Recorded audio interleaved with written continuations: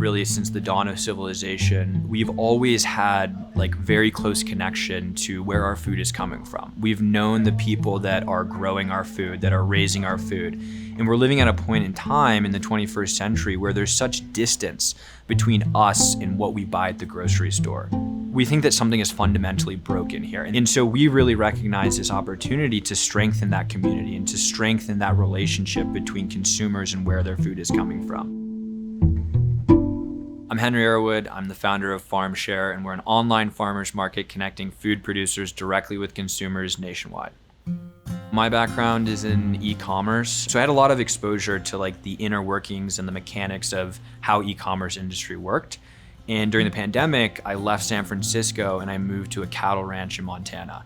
Sort of a spontaneous decision, but my fiance and I were really into Yellowstone at the time, and we decided that's where we would go.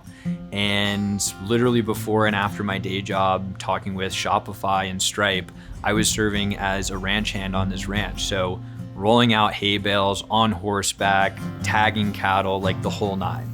Got that one down there to tag, and that one over there, she's still working on trying to get it back over. It became clear to me as I became intimately familiar with beef that there was some major inefficiencies that were plaguing that industry. These independent ranchers that I was working with, they just weren't making what they used to make. And as agriculture became more and more corporatized, it was really shutting down these small ag businesses throughout the country. I'd seen how direct-to-consumer e-commerce had revolutionized so many other businesses and created more streamlined direct-to-market distribution, but agriculture has been sidelined. And I really see what we're doing as not only infrastructure to help these small ag producers survive, but also to thrive and to bring a resurgence of, agriculture as a viable small business. And for the customers, the value was us providing all the benefits of a farmer's market, like transparency and traceability into where your food is coming from and connection to who's producing it. We could provide all of that, but within the construct of convenience that the modern consumer has come to demand. We don't use any synthetics, no chemicals, no hormones, no implants, and everything here is non-GMO and soy-free. I live here with my wife and my 3 kids. Our hang-up is getting the product to you as conveniently as possible for you.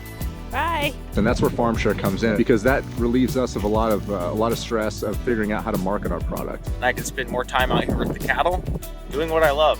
Hi, Shelby. We're really excited to be able to offer that product to you guys nationwide. And to help you guys have more access and availability to great, fresh, farm-raised food. We're at the beginning of the road here. We have 650 producers in queue right now that want to be part of Farmshare. We need some resourcing to stack behind the huge demand that we see from the suppliers trying to get onto our platform. Secondly, we really want to focus on establishing a physical presence with the community that exists today.